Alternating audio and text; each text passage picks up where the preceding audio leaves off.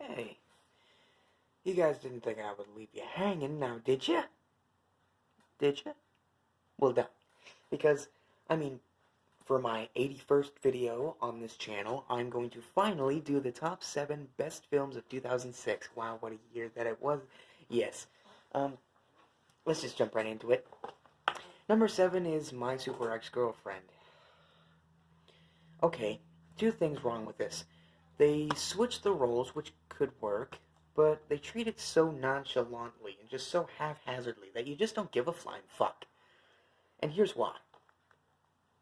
Giving the woman the role of obsessing over the man that she loves. Okay. But the woman has superpowers? And there's no direct supervillain in this? Just superpowers? What sense does that fucking make? I can tell you. Um, it, um, none! But I will say this, the movie's barely funny, but it does have a bit of heart. It's a fucking movie about a woman obsessing over a man, but the woman has superpowers just for the sake of having superpowers. It makes no sense!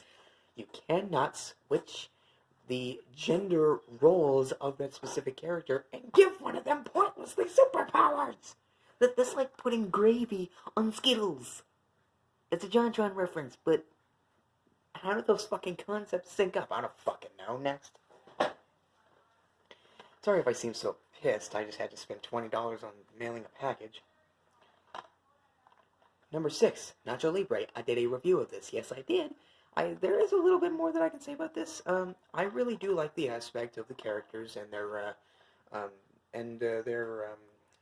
emotions towards each other, how they feel about each other. Everyone gives 100% in this, except Esqueleto. You could have taken him out of the fucking movie, and it wouldn't have meant shit.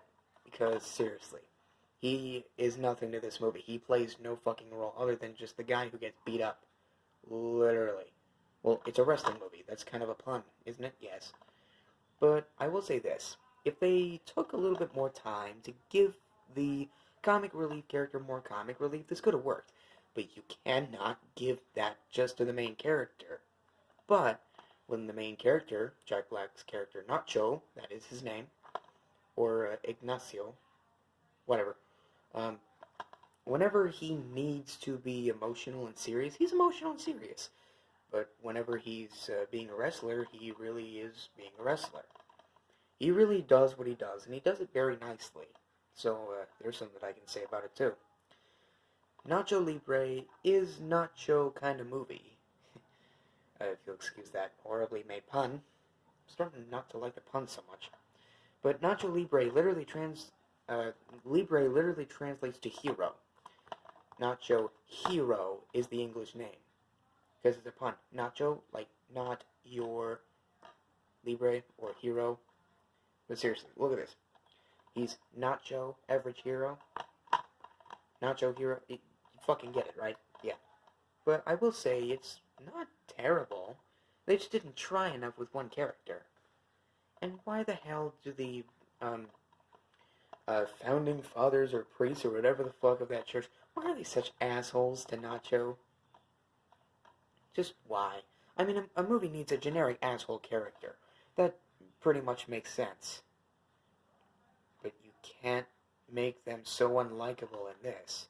And of course you're gonna have that liar revealed or secret revealed shit, and everyone's against him, even though they don't even say that they're against him. He just kind of leaves on his own because he feels like he's an outcast. You need someone to actually be made as an outcast. Not just because the plot demands it or some fucked up shit. Seriously, you can't do that. You just can't do that. It's not... who would make a movie like that but think that this is a good idea? Next. Number 5 is Saw 3. This is the longest out of the Saw movies. It's almost 2 hours long. And I gotta admit, the female character, Amanda, played by Shawnee Smith, In this one, she's a bitch.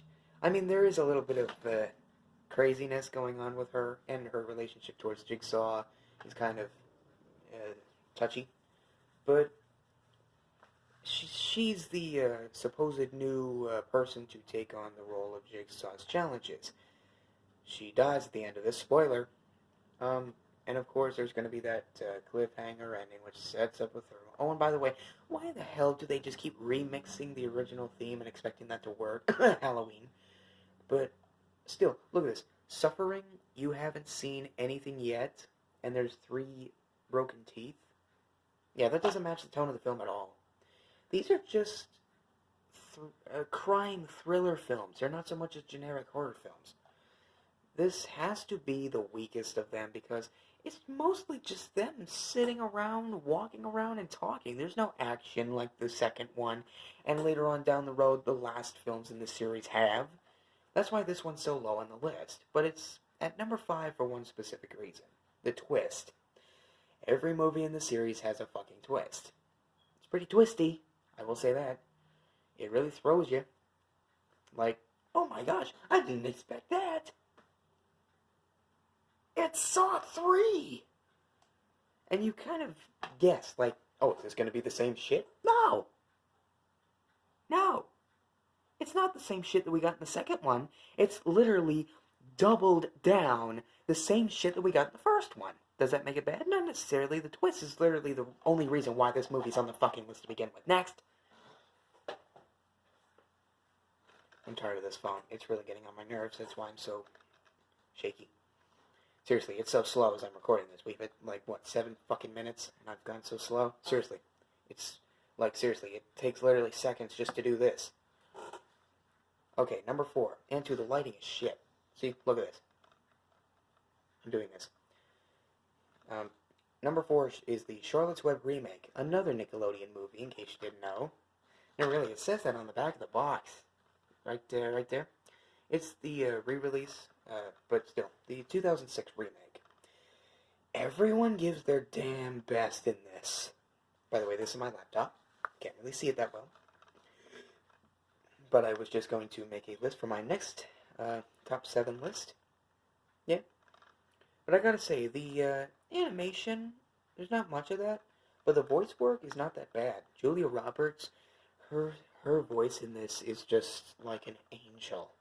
Seriously, I could not get over of how calm that this film made me feel after watching it. It left me feeling so satisfied. I just wanted to start it all the way over back to the beginning. It is that good. It is that good of a film. I think that the aspect of making a remake with more emotion and not a fucking kids musical. Thank you, 1972 or 73. What the fuck? Hanna-Barbera. Fuck you guys.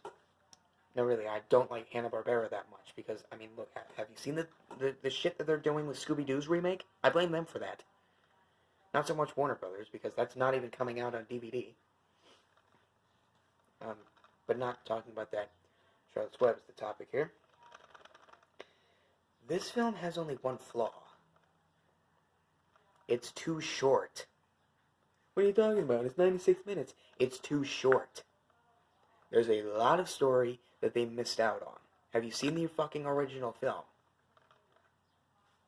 Nickelodeon did this better, guys. Seriously, this shows that Hanna-Barbera and Paramount 1970s, even though Paramount made this one, Paramount did not give a shit, and neither did Hanna-Barbera with the original film in terms of emotion and deep dwelling into storytelling and shit.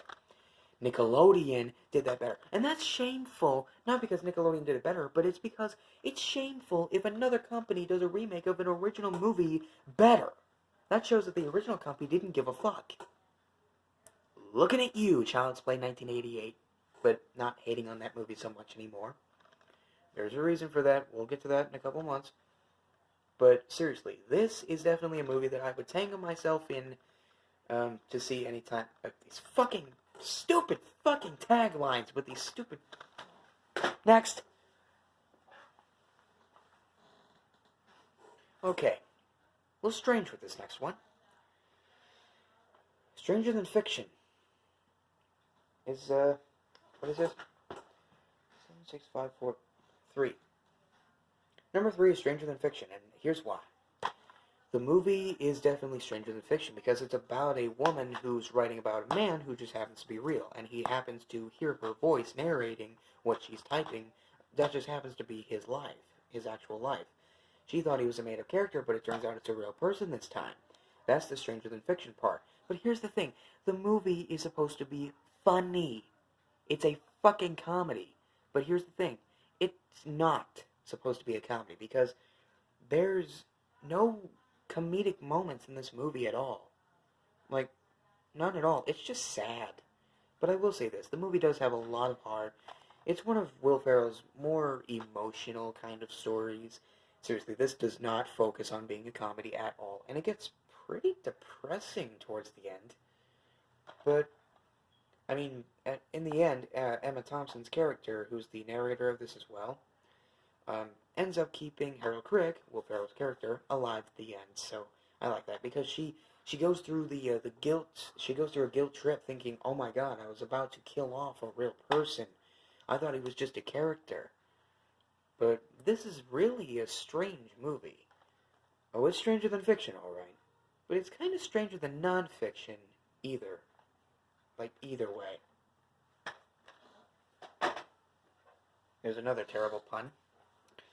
Aren't these puns just a little punny for you? Next! Number 2 is Barnyard. The third and other Nickelodeon movie that was released in 2006. This is a wonderful father and son story. This really, really is.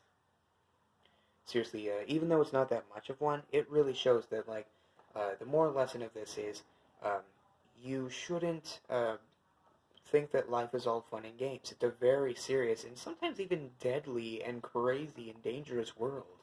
Because, like, sure, there's a time for fun, but there's a time to take action and protect those that you need to. Like, be responsible. Looking at you, Rugrats movie and SpongeBob movie 1, the first one, where they go get King Neptune's crown back from Shell City and Plankton was the villain. Even though they did a pointless gag with him as the villain in the second one, and that third one's not coming out now. Thanks a lot, Nickelodeon. It's understandable for that. But anyway, back to this. The movie is really, really funny. I don't know why people don't like this. This is a re-release, that, in case you were wondering why that's there. I did not put that there. This is a re-release. It says right here in the box. 2017. It's right there. It's right fucking there. There. It's on here. But seriously, this, like, when the movie needs to be funny, it's really funny. But when it needs to be sad and dark, like, it has the very first Nickelodeon character death scene on screen. The first time that we see a Nickelodeon character in a movie die on screen. That happens once. And whenever Ben, Otis's father, dies, it's one of the most depressing and even shocking scenes in animated cinema history. I mean, this was Nickelodeon's second ever CGI animated film after Jimmy Neutron Boy Genius. Sponge on the Run's like, what, their 7th? 11th? I don't know. But Barnyard is definitely a movie with a lot of heart, a lot of laughs, a lot of emotion, a great aspect on animals on a farm partying. I don't know why this film gets a lot of hate, but it really shouldn't. It's a nice story about learning how to take responsibility, to take another's place, and how to keep your loved ones, even if they're friends, away from danger. This movie shows and prides on that. And I think that Nickelodeon should be very proud of this film. I really do.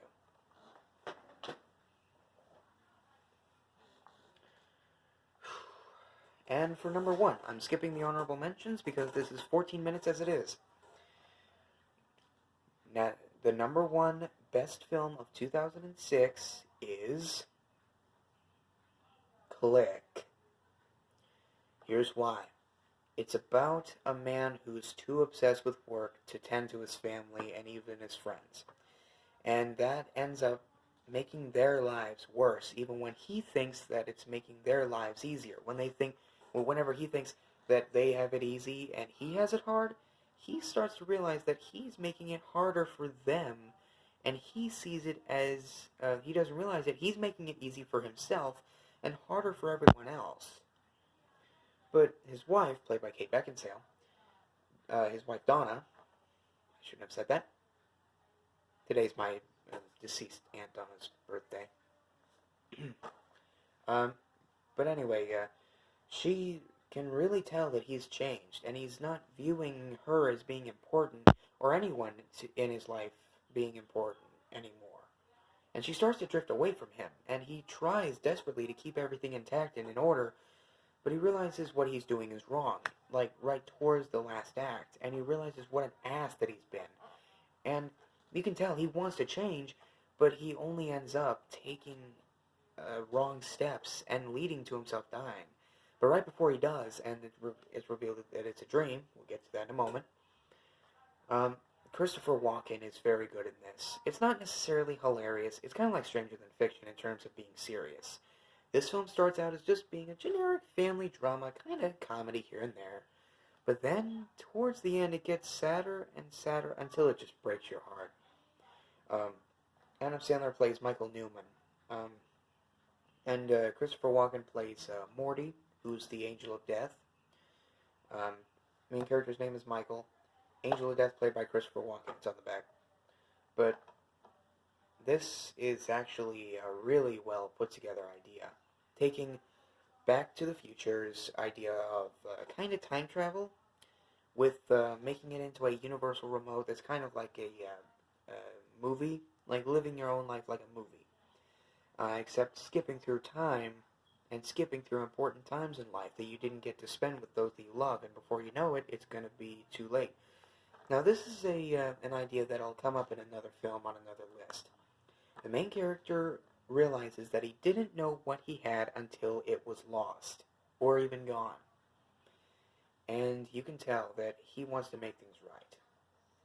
Now, like I said, this is kind of like Back to the Future in a way, mixed with A Christmas Carol, except without past, present, and future. Well, yeah, past and present and future, but still, it's without it like being like, this is what happened in your past, and this is the present now, and this will become your future. And there's like no, well, actually, yeah, it is kind of like A Christmas Carol, but it's the same tone, except double down on the emotional aspect.